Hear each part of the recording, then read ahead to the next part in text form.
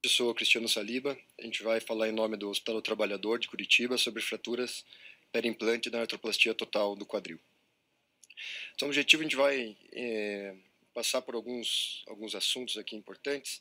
Primeiro, identificar os problemas inerentes às fraturas periprotéticas. A gente vai relatar a importância da programação cirúrgica.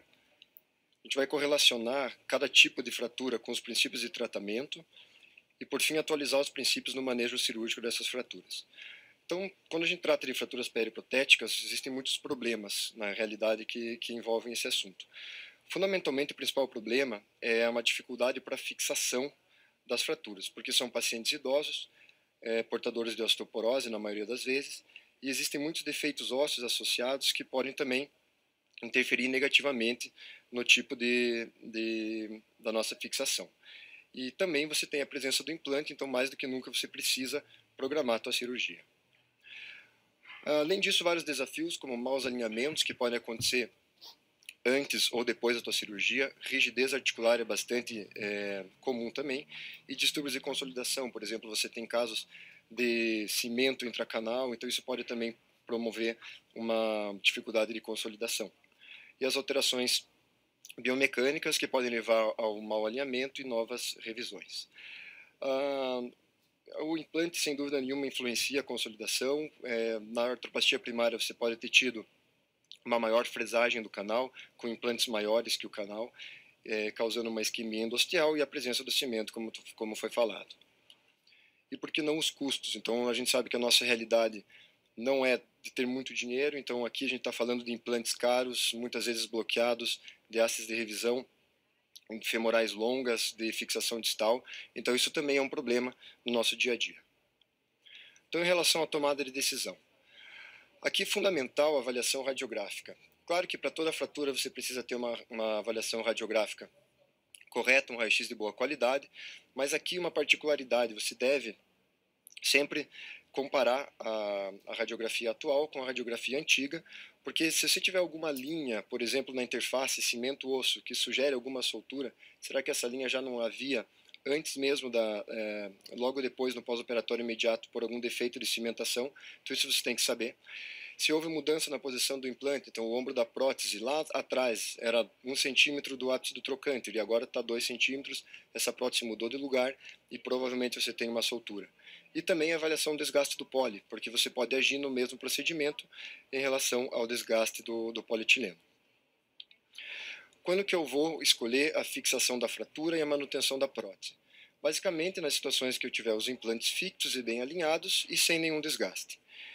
Por outro lado, você vai escolher a revisão da artroplastia, quando você tiver soltura dos implantes ou mau alinhamento destes, e defeitos ósseos extensos, mesmo em implantes fixos, que você pode ter uma dificuldade de fixação, então você também pode optar pela revisão da artroplastia. Estou aqui salientando mais uma vez a programação pré-operatória. Então aqui, com certeza, você vai ficar na mão se você não planejar a sua cirurgia. Então nunca opere sem um template, uma fratura periprotética. Pense sempre antes de executar. Você vai acabar com placas menores, placas curtas, você vai precisar de um parafuso unicortical que você não vai ter, ou mesmo cabos que na maioria dos centros cirúrgicos não tem disponíveis na hora. Então o que a gente faz e recomenda é sempre fazer um checklist antes de cada fratura periprotética. Então, primeiro, a prótese está fixa, sim ou não? E isso aqui nem sempre é bem fácil de a gente saber. Muitas vezes você pode ter um entendimento errado se a prótese está fixa ou não. Que técnica de redução que eu vou utilizar? Redução aberta, fixação interna ou técnicas minimamente invasivas? A técnica minimamente invasiva pura é bastante difícil nas fraturas periprotéticas, então provavelmente o que você consiga é fazer o que a gente chama de acesso limitado. Então você não é nem tanto redução aberta e fixação interna, nem tanto a MIPO total, então alguma coisa entre uma e outra que você vai conseguir uma boa redução, porque também não adianta você ser minimamente invasivo e deixar uma má redução que você vai ter problemas no teu tratamento. Que tipo de placa que eu vou precisar, qual o tamanho da minha placa, atentar para a força de arrancamento, então são placas longas que precisam para os ossos osteoporóticos que estão sendo tratados, a necessidade de parafusos unicorticais, lembrando que sempre que você puder, vá para o parafuso bicortical, só que não é sempre que a gente consegue, então é importante ter parafusos unicorticais. Se a gente falar em em equivalência biomecânica, provavelmente 3 a 4 unicorticais seja equivalente a um bicortical. Então, sempre procure fazer bicortical. E na dificuldade de você conseguir a fixação bicortical, use cabos, isso é importante pedir antes. Se você tiver alguma stress shield, algum problema de fratura, mesmo intraoperatória, é importante você ter um grip trocantérico. E enxertos estruturados. Então, em alguns casos que você tiver falha óssea, você tem um banco de ossos prontamente disponível no seu hospital, você tem que programar isso, você tem que pedir que venha, então, o enxerto para a tua cirurgia sair bem. E ter uma prótese de revisão na sala, se o teu plano é fixar, é sempre uma ótima ideia como plano B, e vocês vão ver isso por quê depois. Então, no checklist pré-operatório, lembrando os inúmeros implantes que você pode utilizar, então são placas de diferentes tipos e tamanhos, os cables, os parafusos unicorticais, então existe realmente uma gama de arsenal cirúrgico para a gente avaliar antes. Bom, em relação à classificação, vocês estão acostumados com ela, a classificação de Vancouver, então vamos passar rapidamente. Ela é uma classificação bastante útil, com boa concordância entre o observador e que basicamente nos dá um norte em relação a que tipo de tratamento escolher. Depende de dois fatores, então a localização da fratura em relação ao implante, a estabilidade da prótese e como é que está o status do teu estoque ósseo. As fraturas do tipo A acometem a região proximal do fêmur, são fraturas do pequeno ou do grande trocânter, na maioria das vezes você vai encontrar uma prótese fixa. Aqui o estoque ósseo não tem tanta importância como as fraturas do tipo B. E você vai tratar de forma conservadora se você tiver fraturas sem desvios, ou com fixação se você tiver fraturas desviadas, que você pode usar cerclagem, gripe do trocânter ou mesmo placas trocantéricas. As tipo B são o nosso principal problema, então elas ocorrem ao redor do implante ou logo abaixo dele. E aqui você tem um espectro muito grande de fraturas, então ela pode variar desde uma oblíqua longa até uma transversa logo ao ponto da haste, que todos nós sabemos é a mais instável de se tratar. Então, as tipo B1, você vai encontrar as fraturas ao redor do implante e essa prótese está fixa. As tipo B2, existe a soltura da prótese, porém o estoque ósseo está ok. E as tipo 3, você já vai ter, além da soltura da prótese, a perda do estoque ósseo. E nas tipo B3, são incluídas aquelas que são por insuficiência mesmo, pelo desgaste, que você não acompanhou, o paciente não voltou por 10 anos, e aí ele já vem com uma fratura, então ela também é incluída aqui no tipo B3. Então vamos fazer um raciocínio no caso B1. Então geralmente eles são traços oblíquos longos, que no fundo você deve reduzir, cerclar e proteger com placas longas, ok? Então, nesse tipo de fratura, qual em princípio vocês escolheriam? Vocês pensariam mais em estabilidade absoluta ou estabilidade relativa? Eu pensei, como era um traço simples, oblíquo, eu falei, não, aqui está pedindo uma compressão interfragmentária. E eu então escolhi a estabilidade absoluta. Eu pus 2 parafusos interfragmentários, uma cerclagem ao redor do implante, uma placa que não é tão longa e a crônica da morte anunciada, o que aconteceu depois de 10 meses, essa placa quebrou. E aí a gente tem um problema maior ainda. Então, qual que é a recomendação atual com as fraturas tipo B1? Escolha a estabilidade relativa. Então deixe 3 ou 4 parafusos livres ao redor do foco da fratura para você ter um movimento controlado e favorecer a tua consolidação. A imagem da direita de vocês é a imagem que talvez até merecia um subgrupo na classificação, porque é uma fratura transversa na ponta da haste, com comunição da cortical medial, e sem dúvida essa é uma fratura extremamente instável. E alguns autores inclusive, recomendo, mesmo com a prótese fixa, você submeter a revisão da artroplastia com implantes longos femorais. E se você quiser fixar, você use placas longas e, de preferência, um enxerto, uma régua cortical anterior ou medial para você adicionar estabilidade ao teu sistema. Então, a gente está tratando uma fratura que você vai ter basicamente 2 pontos de estresse, um no foco e outro na ponta da sua placa com a haste, então com o osso.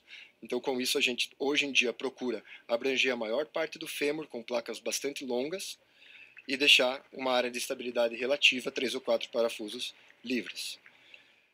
Esse é o final daquele caso que eu mostrei para vocês, então eu troquei para uma placa mais longa, diminui a densidade dos parafusos e acabou dando certo. Então, em relação aos princípios de tratamento das fraturas tipo B1, sempre escolha a estabilidade relativa, prefira placas longas de bloqueio, os fios de cerclagem e cabos são bastante úteis. E por que uma prótese de revisão que eu tinha comentado como plano B na sala? Então, de acordo com o registro sueco, você tem 34% de falha nas fixações das fraturas tipo B1. E a maioria delas foi atribuída ao diagnóstico errado, que o implante estava fixo. Então, outra recomendação é sempre teste o seu implante intraoperatoriamente. E uma dica que, assim, as fraturas transversas devem ser feito um aumento com um enxerto estruturado, uma régua cortical. Mesmo com implantes fixos, se você tiver desgaste ou osteólise, aproveita o teu procedimento para preservar os implantes e garantir longevidade dessa prótese. Então já aproveita para trocar a cabeça femoral e o liner e preencher os defeitos ósseos com enxerto. E as fraturas B2? Então aqui lembrando, a gente tem a fratura ao redor da prótese com o implante solto e um bom estoque ósseo. Aí a gente usa a prótese de revisão femoral. Então você já usa a tua prótese de revisão longa como um tutor intramedular e assim você já vai estar tratando a tua fratura.